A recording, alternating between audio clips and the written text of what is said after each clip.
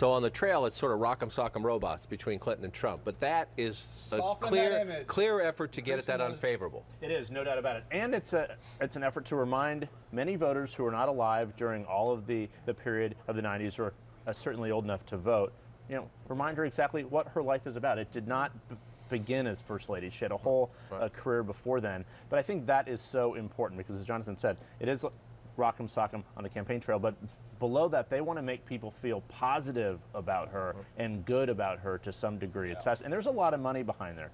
$40 million from the Clinton campaign and her super PACs and allies is being budgeted for the next 6 weeks or so. That's another reason Republicans are worried because Donald Trump, how much are they spending?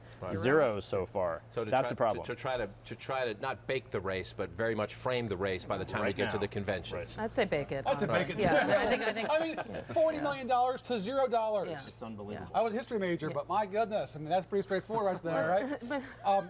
But it's amazing. I was talking to a Democrat yesterday on the phone about this. Think about the economic numbers that we saw come out in May, the unemployment numbers. Housing starts are down. There are issues for Trump to jump on, and it's remarkable to watch him ignore this stuff and pick up whatever is sort of floating downstream every day. But not only floating downstream, but this isn't even shiny objectism, which is sort of what we saw in the McCain race against Obama, No, it's not. which was at least more sort of focused on what the race was about. This is literally, I want to talk some more. It's like something out of the movie Napoleon Dynamite, where there's a character named Uncle Rico who is constantly talking about his high school football wins 20 years later. The primary is over. The primary is over. So Trump's crowds who voted for him and loved him may want to go over the glory days, but he is not talking about the things that voters are going to vote on, which is their own lives, and that is a really important point. Napoleon Dynamite is on the Trump plane, maybe. Maybe this is where this is coming from.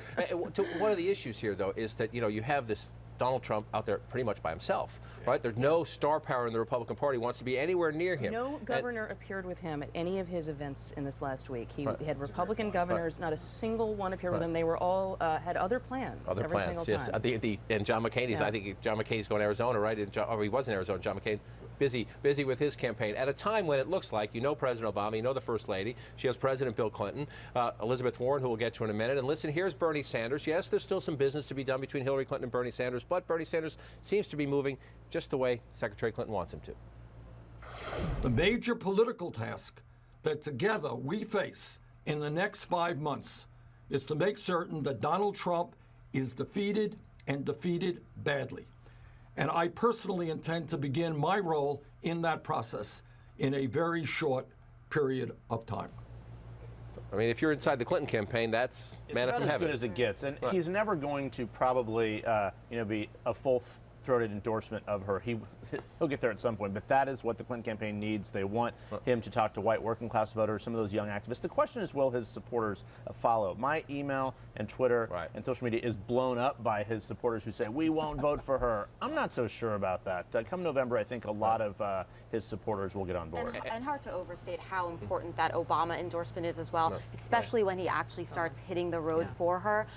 When she's ready to be, talking about the economy, I agree with Jonathan that there are obviously issues with the economy, but I think overall people see that the unemployment rate is 4.9% or whatever it is. I could be wrong, but I think they feel that and they see the president representing sort of that economic comeback, and his popularity, keep in mind, has gone up over the last year as well.